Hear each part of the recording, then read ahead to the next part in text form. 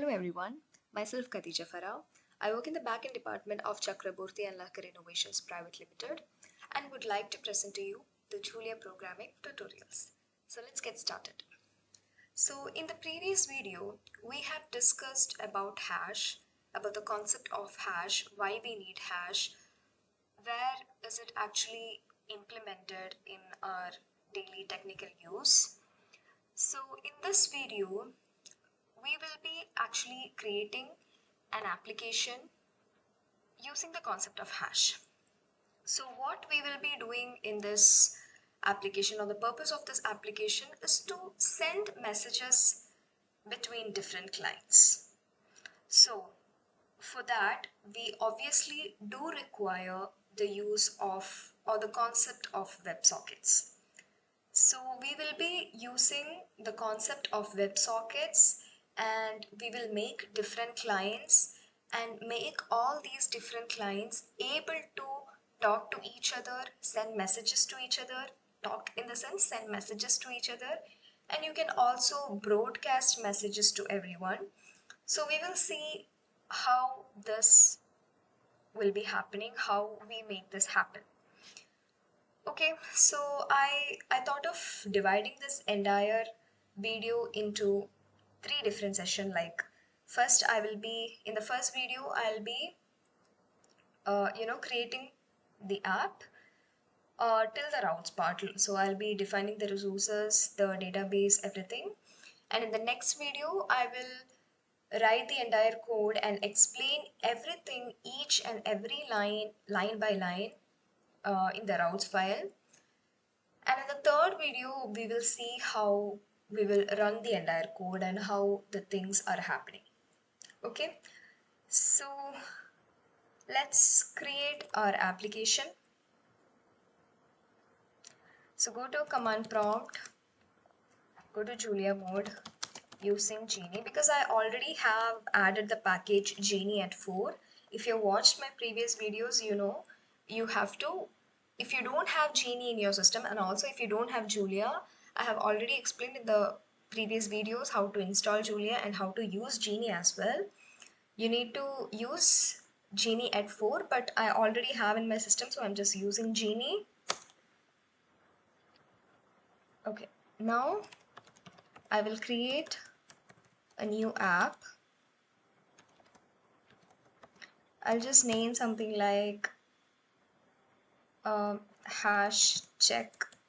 It has no connection with what we are making, but just okay, we're just using the concept of hash. So, and if you're putting your application name just as hash, just take care, because hash is an already, it's a inbuilt function that is there in Julia.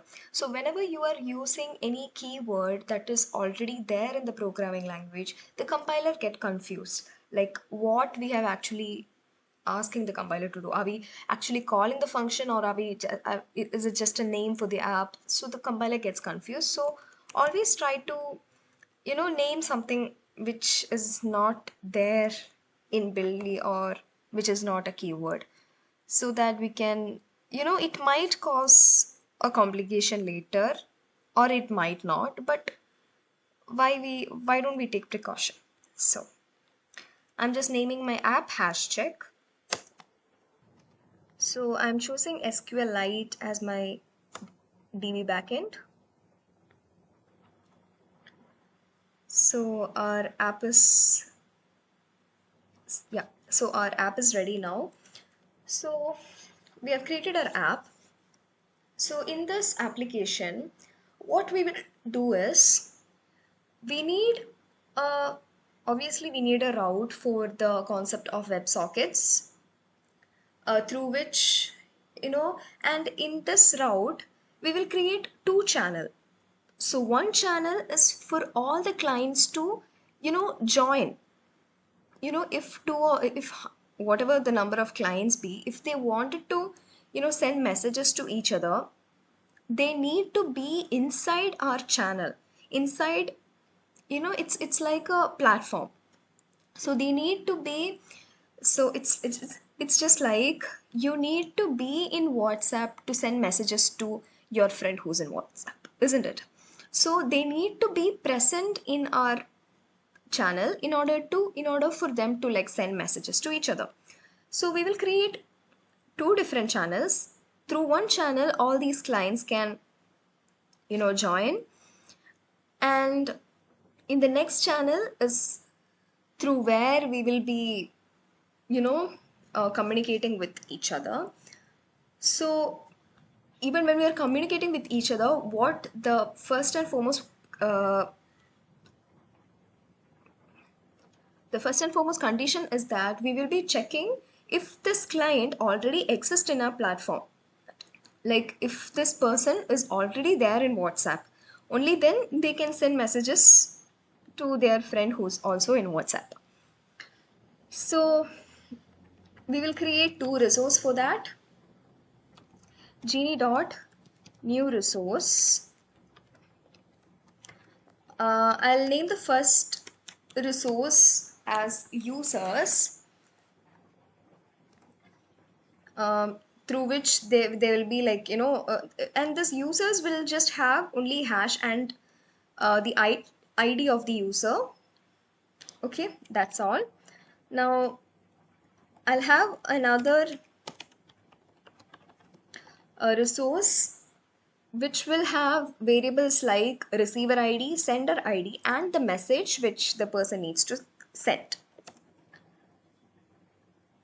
So yeah, we have successfully created two resources also. Now we will open our app in VS Code.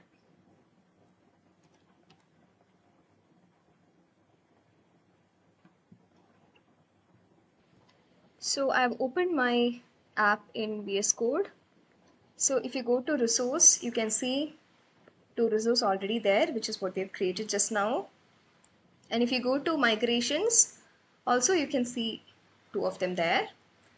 Now we will go to our users.jl file.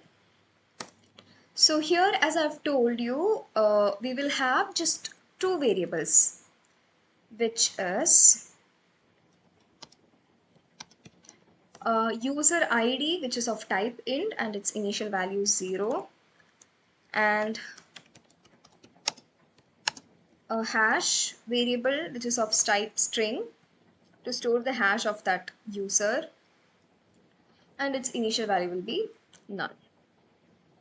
Now, okay, now we'll go to messages.jl file.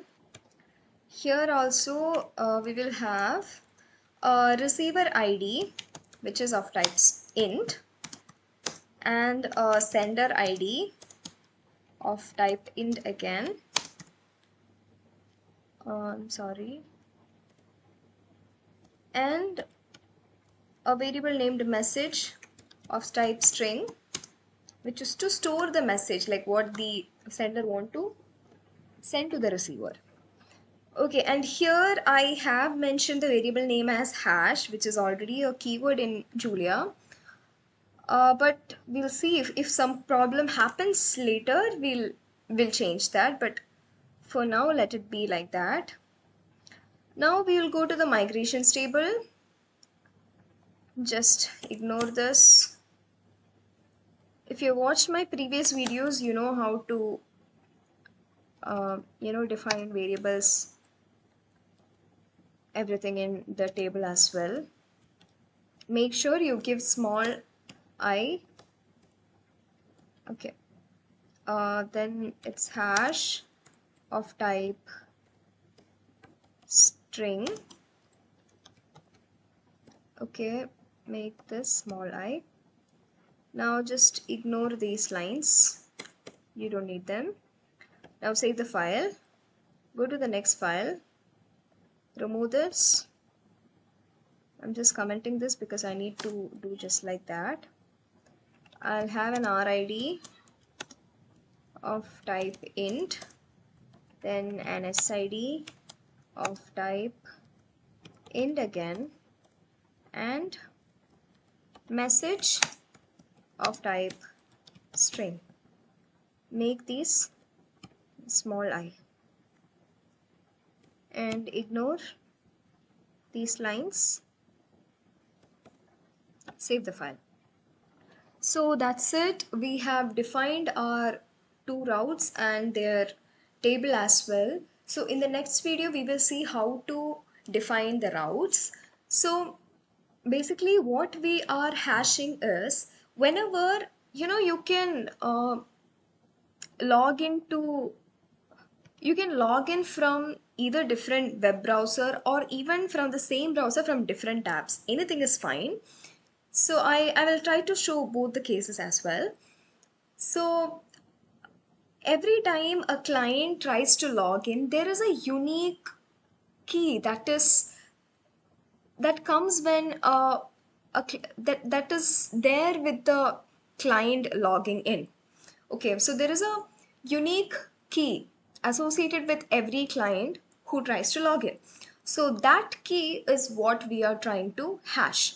So that key will be unique for each and every client. So that is what we want in our application. I mean, we need to ensure the highest security possible to make it more authenticate. So that is why we use that unique key associated with every client. We are hashing that particular unique key.